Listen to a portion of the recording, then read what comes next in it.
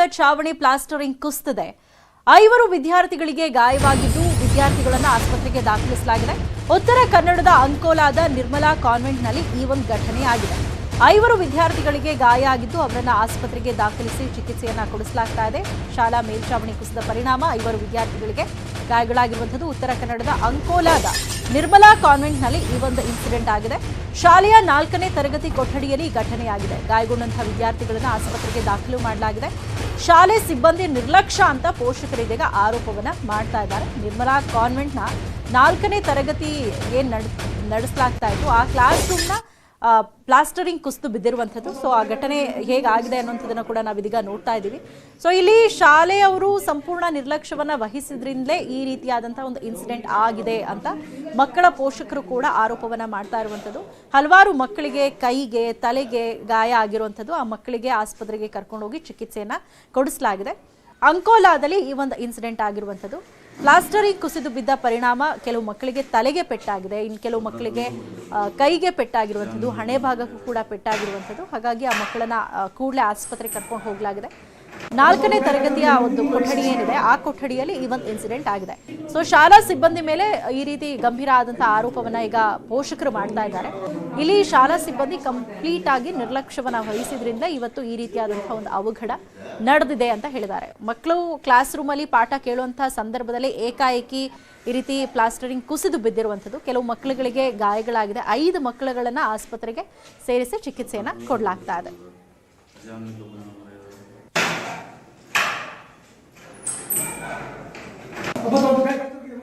ಇನ್ನು ಈ ಒಂದು ಇನ್ಸಿಡೆಂಟ್ ಬಗ್ಗೆ ಮಾತನಾಡೋದಕ್ಕೆ ಉತ್ತರ ಕನ್ನಡ ಜಿಲ್ಲಾಧಿಕಾರಿ ಆಗಿರುವಂತಹ ಮುಹಿಲನ್ ಅವರು ನಮ್ಮ ಜೊತೆ ದೂರವಾಣಿ ಸಂಪರ್ಕದಲ್ಲಿ ಜಾಯ್ನ್ ಆಗಿದ್ದಾರೆ. ಸರ್ ನಮಸ್ತೆ.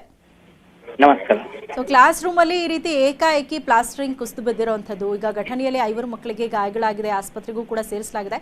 ಸೊ ಇನ್ಸಿಡೆಂಟ್ ಬಗ್ಗೆ ಹೆಚ್ಚಿನ ಡೀಟೇಲ್ಸ್ ಕೊಡ್ಬೋದಾ ಸರ್? ಏನಾಯ್ತು ಇಲ್ಲಿ? ಏನಂದ್ರೆ ಶಿಥಿಲಾವಸ್ಥೆಯಲ್ಲಿತ್ತ ಕಳಪೆ ಕಾಮಗಾರಿನ ಏನಾಗಿತ್ತು? ಶಾಲೆಯವರಿಂದ ಏನ್ ಮಾಹಿತಿ ಸಿಕ್ಕಿದೆ ಸರ್ ನಿಮ್ಗೆ? ಇಲ್ಲ, ಇಟ್ಸ್ ಅನ್ ಏಡೆಡ್ ಇನ್ಸ್ಟಿಟ್ಯೂಷನ್. ಅದು ಗವರ್ಮೆಂಟ್ ಶಾಲೆ ಅಲ್ಲ, ಇಟ್ಸ್ ಅನ್ ಏಡೆಡ್ ಇನ್ಸ್ಟಿಟ್ಯೂಷನ್. ಆಡಳಿತ ಇದರಲ್ಲಿ ಇರುವಂತದ್ದು. ಈಗ ನಾನು ಹಾಸ್ಪಿಟಲ್ ಇದ್ದೀನಿ ಮಕ್ಕಳು ನೋಡ್ಲಿಕ್ಕೆ. ಮಕ್ಕಳು ಇಬ್ಬರದು ಮಾತ್ರ ಇಲ್ಲಿ ಸಿಟಿಯನ್ನು ಕಳಿಸಿದ್ದಾರೆ. ಅವರಿಗೆ ಇಂಜರಿ ಇಲ್ಲ. ಒಂದು ಮಗುಗೆ ಸಣ್ಣದಾಗಿ ಗಾಯ ಆಗಿದೆ, ಅದೆಷ್ಟು ಇದು ಆಗಿಲ್ಲ. ಏಡೆಡ್ ಇನ್ಸ್ಟಿಟ್ಯೂಷನ್ ಇರೋದ್ರಿಂದ ಯಾವ ತರ ಅದು ಆಗಿದೆ ಅನ್ನೋದನ್ನು ನೋಡಬೇಕಾಗಿದೆ. ಸರ್ಕಾರಿ ಇದು ಅಲ್ಲ, ಅದನ್ನ ನೋಡ್ಬೇಕು. ಮಕ್ಕಳಿಗೆ ಏನಾದ್ರು ತುಂಬಾ ಗಂಭೀರವಾಗಿ ತಲೆಗೆಲ್ಲ ಏನಾದ್ರು ಏಟಾಗಿದೆಯಂತ ಸರ್? ಆಸ್ಪತ್ರೆಯವರು ಏನ್ ಹೇಳಿದ್ರು? ಇಬ್ರು ಮಕ್ಕಳು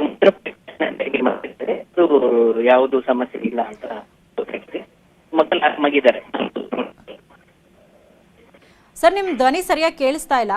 ಹಲೋ, ಹಾಸ್ಪಿಟಲ್ ಇದೀನಿ, ಮಕ್ಕಳೆಲ್ಲ ನೋಡಿದೀನಿ. ಸಿಟಿ ಸ್ಕ್ಯಾನ್ ಈಗ ಮಾಡಿದ್ದಾರೆ. ಓನ್ಲಿ ಟು ಅಸರ್ಟೈನ್ ಎನ್ಶೋರ್ ಏನು ಆಗಿಲ್ಲ ಅನ್ನೋದನ್ನ ಖಚಿತಪಡಿಸ್ಕೊಳ್ಳಿಕ್ಕೆ ಮಾಡಿದ್ದಾರೆ. ಯಾವ್ದು ಸಮಸ್ಯೆ ಇಲ್ಲ, ಚೆನ್ನಾಗಿದ್ದಾರೆ ಮಕ್ಕಳು. Okay okay, thank you sir news 18 ಕನ್ನಡದ ಜೊತೆ ಮಾತನಾಡಿದಕ್ಕಾಗಿ. ಒಟ್ಟಾರೆ ಜಿಲ್ಲಾಧಿಕಾರಿಗಳೇ ನಮ್ಮ ಜೊತೆ ಮಾತಾಡಿದ್ರು. ಸೊ ಅದೊಂದು ಪ್ರೈವೇಟ್ ಕಾನ್ವೆಂಟ್. ಈ ಕಾನ್ವೆಂಟ್ ಅಲ್ಲಿ ಈ ರೀತಿಯಾದಂತಹ ಒಂದು ಇನ್ಸಿಡೆಂಟ್ ಆಗಿದೆ. ಸೊ ನಾನು ಕೂಡ ಆಸ್ಪತ್ರೆಗೆ ಹೋಗಿದ್ದೀನಿ. ಮಕ್ಕಳು ಹೇಗಿದ್ದಾರೆ ಅನ್ನೋದ್ರ ಬಗ್ಗೆ ನಾನು ವೈದ್ಯರ ಜೊತೆ ಸ್ವತಃ ಮಾತಾಡಿದ್ದೀನಿ. 2 ಮಕ್ಕಳಿಗೆ ಸಿಟಿ ಸ್ಕ್ಯಾನ್ ಅನ್ನು ಕೂಡ ಮಾಡಲಾಗಿದೆ. ಎಲ್ಲರೂ ಔಟ್ ಆಫ್ ಡೇಂಜರ್ ಅನ್ನುವಂಥ ಇನ್ಫಾರ್ಮೇಶನ್ ಸ್ವತಃ ಜಿಲ್ಲಾಧಿಕಾರಿಗಳೇ ಕೊಟ್ಟಿದ್ದಾರೆ.